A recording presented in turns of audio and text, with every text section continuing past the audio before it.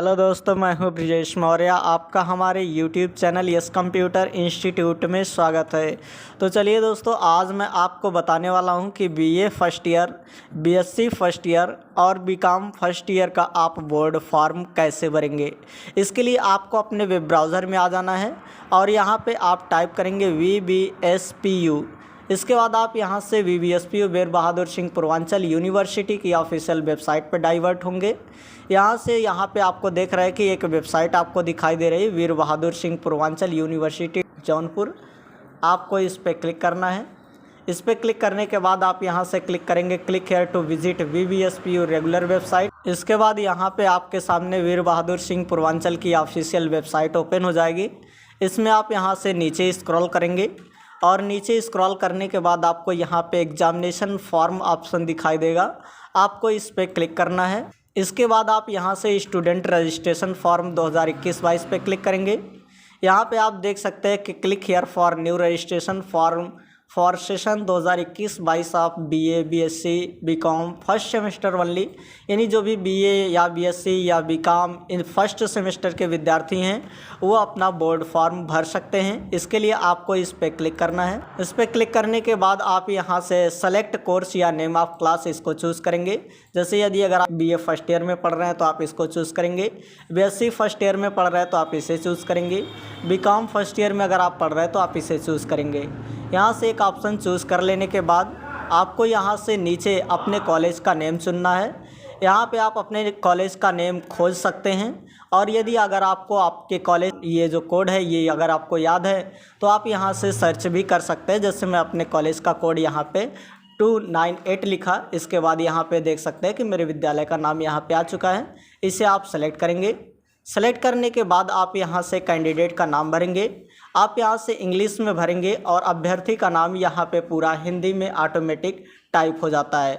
लेकिन यदि अगर फिर भी अगर आप कभी भी ऐसा आपके सामने आ जाता है कि आप यहाँ पे इंग्लिश में भरते हैं और इंग्लिश में भरने के बाद आपका नाम यहाँ पे हिंदी में पूरा अच्छे तरीके से सही आपको नहीं दिखाई देता है, तो उसका भी सल्यूशन इसी वीडियो में आपको मिलेगा। उसके लिए मैं अभी आपको बताने वाला हूँ। तो यहाँ पे आप कैंडिडेट का नाम इंग्लिश में भरेंगे। इसके बाद ये ऑटोमेटिक हिंदी में आपको यहाँ पे दिखाई देगा। आप यहाँ से फादर नेम भरेंगे, आपके फादर का नाम भी यहाँ पे ऑटोमेटिक हिंदी में दिखाई देगा। मदर नेम भरेंगे, यहाँ पे मदर नेम दिखाई देगा। इसके बाद आपको यहाँ पे आप अपना डेट ऑफ बर्थ भरेंगे। आप यहाँ से अपना जेंडर चूज़ करेंगे। जेंडर चूज़ करने के बाद आप यहाँ से अपनी कैटेगरी चूज़ करेंगे जो भी होगा। इसके बाद आप यहाँ से सब कैटेगरी में आप अगर यहाँ से आपके पास सब कैटेगरी उपलब्ध है तो आप इसको दे सकते हैं। जैसे आप फिजिकल हैंडीकैप है तो आप इसे ऑप्शन चूज़ करेंगे। इसके बाद आप यहाँ से सेलेक्ट कास्ट चूज़ करेंगे, आप किस कास्ट के हैं इसको चूज़ करेंगे। इसके बाद आप यहाँ से सेलेक्ट रीजन चूज़ करेंगे। आप जैसे हिंदू हैं तो आप हिंदूज़ में चूज़ कर सकते हैं, मुस्लिम है तो मुस्लिम चूज़ करेंगे। इसके बाद आप यहाँ से अपना आधार नंबर भरेंगे। इसके बाद ईमेल ID भरेंगे। इसके बाद कैंडिडेट का आप यहाँ से मोबाइल नंबर भरेंगे। कैंडिडेट का मोबाइल नंबर भरने के बाद आप यहाँ पे एक पासवर्ड भरेंगे।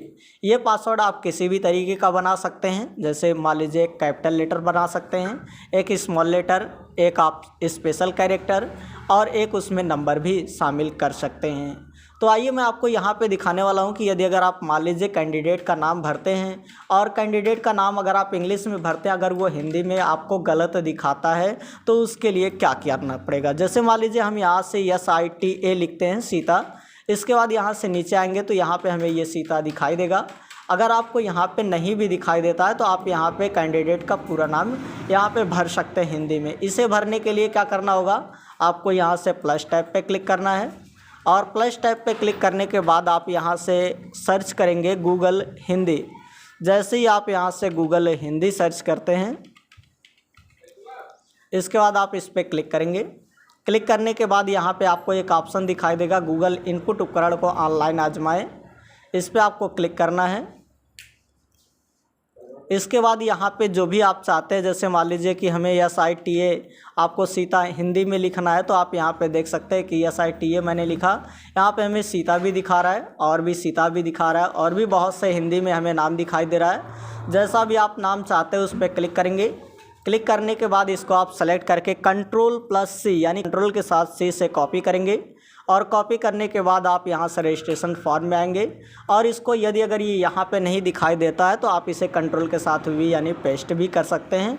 ये काम आप तभी करेंगे जब आप यहाँ पे नाम लिखने के बाद आपको गलत नाम यहाँ पे दिखाई देता है, तब यहाँ से आप सब कैटेगरी में अगर आप यहाँ से कुछ भी नहीं है तो आप नॉट एप्लीकेबल चूज़ करेंगे। यहाँ पे देख सकते हैं कि मैंने ये फॉर्म फिल कर चुका हूँ। इसके बाद आप यहाँ से प्रोसीड पे क्लिक करेंगे। प्रोसीड पे क्लिक करने के बाद आपके मोबाइल नंबर पर जो OTP भेजा गया उसे आप यहाँ पे फिल करेंगे। OTP फिल करने के बाद आप यहाँ से वेरीफाई OTP पे क्लिक करेंगे। इसके बाद आप यहाँ पे देख सकते हैं कि ये सक्सेस हो चुका है। इसके बाद आप यहाँ से ओके पे क्लिक करेंगे। इसके बाद यहाँ पे देखिए देख सकते हैं dear candidate your information has submitted, please note your user name. जैसे यहाँ पे एक यूज़र नेम दिखाई दे रहा है आपको, इसे आप ज़रूर से नोट कर लें ताकि लॉगिन करते समय ये आपको काम आएगा। इसके बाद आप यहाँ से ओके पे क्लिक करेंगे। ओके पे क्लिक करने के बाद आपको यहाँ से फिर कैंडिडेट लॉगिन करना पड़ेगा। इसके लिए आप वही यूज़र नेम देंगे और जो आपने पासवर्ड बनाया था उस पासवर्ड को देंगे। इसके बाद यहाँ से फिर से आप लॉगिन पे क्लिक करेंगे। आपके पासवर्ड की मैक्सिमम लेंथ 8 कैरेक्टर होना चाहिए। तो चलिए दोस्तों, अब मैं आपको बता देता हूँ कि जैसा कि आपने अभी भी देखा था कि मैंने रजिस्ट्रेशन करके दिखाया। अब उस रजिस्ट्रेशन से हमें एक यूज़र आईडी मिली और एक पासवर्ड मिला। उस यूज़र आईडी और उसी पासवर्ड का प्रयोग करके अब हम यहाँ से लॉगिन करने वाले हैं। इसके लिए आप यहाँ से कैंडिडेट लॉगिन करेंगे जिन्होंने ऑलरेडी इससे रजिस्ट्रेशन कर दिया है। रजिस्ट्रेशन करने के बाद यहाँ पे BA, BSc, BCom first year वाले इसी लिंक से लॉगिन कर सकते हैं। इसके लिए आप इस पर क्लिक करेंगे और क्लिक करने के बाद जो आपको यूज़र आईडी मिला है और जो आपको एक पासवर्ड मिला है उसको आप यहाँ पे एंटर करेंगे। जो मैंने आपको यूज़र आईडी बताया था कि आप इसे नोट कर लीजिएगा, उम्मीद है कि आपने उसे नोट किया होगा। इसके बाद यहाँ पे हम यूज़र आईडी लिखेंगे और ये पासवर्ड लिख करके इसको लॉगिन पे क्लिक करेंगे। लॉगिन पे क्लिक करने के बाद आपको ये यहाँ पे कुछ इंपॉर्टेंट इंस्ट्रक्शंस दिए गए हैं।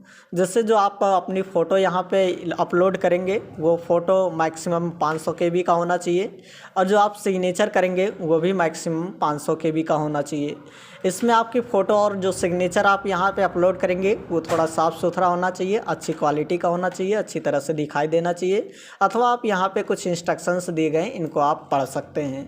इसको मैं यहाँ से क्लोज़ करता हूँ और क्लोज़ करने के बाद आप यहाँ पे देख सकते हैं कि प्रीवियस ईयर की डिटेल्स देनी है। जैसे यदि अगर आप BA फर्स्ट ईयर में या फिर BCom फर्स्ट ईयर में या फिर BSc फर्स्ट ईयर में पढ़ रहे हैं तो प्रीवियस ईयर आपका कक्षा 12 होगा। तो आप यहाँ से इंटरमीडिएट 10+2 वो पहले से ऑलरेडी चुना होगा। इसके बाद आप यहाँ से बोर्ड नेम या फिर इंस्टीट्यूट का नाम लिखेंगे जहाँ से आपने इंटरमीडिएट पास किया था, तो यहाँ से हम चुन लेते हैं। इसके बाद यहाँ पे स्टूडेंट का रोल नंबर लिखेंगे, उन्होंने 12th को कब पास किया यहाँ पे वो लिखेंगे। इसके बाद यहाँ पे मार्क्स टाइप कैसा है, यानी ग्रेड वाइज है या फिर मार्क्स वाइज है। अगर आपका कक्षा 12 मार्क्स वाइज है तो आप यहाँ से मार्क्स वाइज चुनेंगे। अगर आपका कक्षा 12 ग्रेड वाइज होगा तो आप यहाँ से ग्रेड वाइज चुनेंगे। तो चलिए हम यहाँ से मार्क्स वाइज चुन लेते हैं।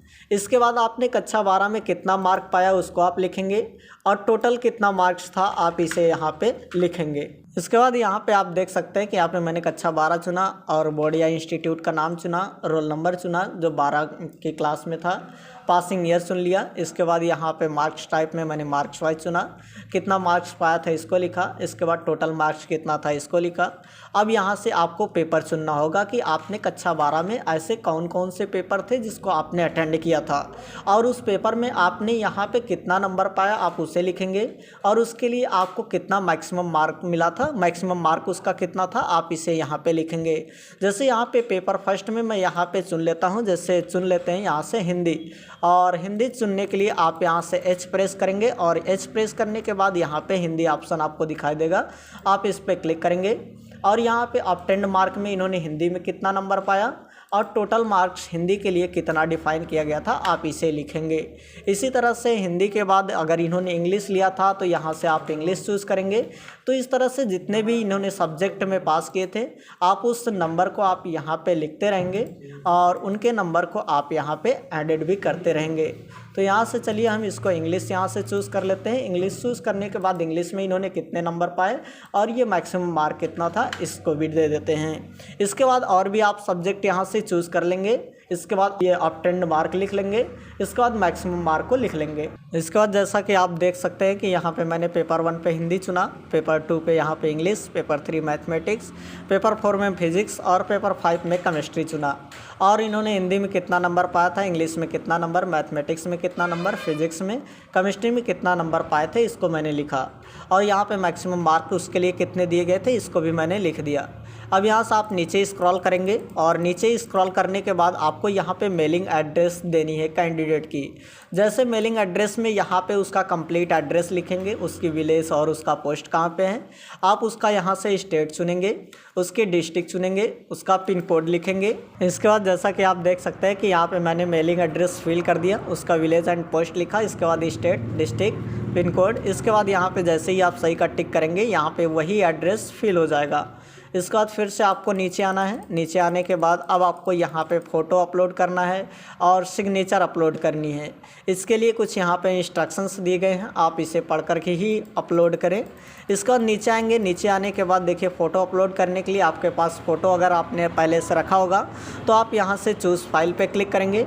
चूज़ फाइल पे क्लिक करने के बाद आपकी फ़ोटो जहाँ भी होगी, जैसे मैं डेस्कटॉप पे रखा हूँ तो यहाँ पे डेस्कटॉप चुनेंगे। इसके बाद जहाँ पे भी मैंने फ़ोटो रखा है इस फ़ोटो को आप चूज़ करेंगे। इसके बाद यहाँ से आप इसे ओपन पे क्लिक कर देंगे। ये ध्यान रहे कि आपके फ़ोटो की साइज़ 500 KB से कम होनी चाहिए। इसके बाद यहाँ से आप ओपन पे क्लिक करेंगे। ओपन पे क्लिक करने के बाद जैसा कि देख सकते हैं कि यहाँ पे कैंडिडेट का फ़ोटोग्राफ अपलोड हो चुका है। सिग्नेचर अपलोड करने के लिए आपको यहाँ से चूज़ फाइल पे क्लिक करना होगा। चूज़ फाइल पे क्लिक करने के बाद आप उसी तरह से सिग्नेचर को भी अपलोड करेंगे। इसे चुनेंगे और यहाँ से इसे ओपन कर देंगे। देख सकते हैं कि ये सिग्नेचर भी अपलोड हो चुका है। यहाँ पे देखिए अपलोड आपको 12th की मार्कशीट करनी है जो रीडेबल फॉर्मेट में हो, यानी जिसको पढ़ा जा सके, जैसे यहाँ पे सिंपल में दिखाया गया है। इसके लिए आप यहाँ से फिर से चूज़ फाइल पे क्लिक करेंगे और चूज़ फाइल पे क्लिक करने के बाद जहाँ भी आपने 12 की मार्कशीट रखी है उसको आप चूज़ करेंगे। इसके बाद आप यहाँ से ओपन पे क्लिक करेंगे। ओपन पे क्लिक करने के बाद जैसा कि आप देख सकते हैं कि मैंने फ़ोटो भी अपलोड कर दिया, सिग्नेचर भी अपलोड कर दिया और यहाँ से 10th की मार्कशीट भी अपलोड कर दी। इसके बाद आपको यहाँ पे सबमिट बटन पे क्लिक करना है। जैसे ही आप सबमिट बटन पे क्लिक करेंगे, सबमिट बटन पे क्लिक करने के बाद यहाँ पे आप देख सकते हैं कि स्टूडेंट रजिस्ट्रेशन आपके पास एक फॉर्म है। जैसे कि यहाँ पे दिखाया गया कि ईयर या पार्ट, जैसे यहाँ पे फर्स्ट ईयर का मैंने किया, स्टूडेंट का नाम दिखाएगा, पिताजी का नाम दिखाएगा, मम्मी का नाम और साथ ही साथ आपके कॉलेज का नाम भी दिखाई देगा कि आप किस कॉलेज में पढ़ रहे हैं। इसके बाद यहाँ पे आप टेक प्रिंट आउट पे क्लिक करेंगे। टेक प्रिंट आउट पे क्लिक करने के बाद आपके सामने आपका यहाँ पे रजिस्ट्रेशन फॉर्म ओपन हो जाएगा। आप इसे इस तरह से इसके प्रिंट आउट भी ले सकते हैं। तो इसके लिए आप यहाँ से प्रिंट पे क्लिक करेंगे। प्रिंट पे क्लिक करने के बाद आप यहाँ से इसे PDF में सेव करना चाहते हैं तो यहाँ से आप PDF चुन करके इसके बाद यहाँ से आप सेव पे क्लिक करेंगे। सेव पे क्लिक करने के बाद जो भी फाइल का नाम देना चाहते हैं वो फाइल का नाम देंगे। फाइल का नाम देने के बाद इसके बाद आप यहाँ से सेव पे क्लिक करेंगे। तो आई होप दोस्तों कि अब आपको ये पूरी तरह से समझ में आ गया होगा कि BA फर्स्ट ईयर या फिर BSc फर्स्ट ईयर या फिर BCom फर्स्ट ईयर का रजिस्ट्रेशन फॉर्म आप कैसे भरेंगे घर बैठे। आप इन्हीं स्टेप्स को फॉलो करके आप भी अपना रजिस्ट्रेशन फॉर्म भर सकते हैं और भरने के बाद आप इसे अपने विद्यालय में जमा कर सकते हैं। तो जय हिंद, नमस्कार दोस्तों।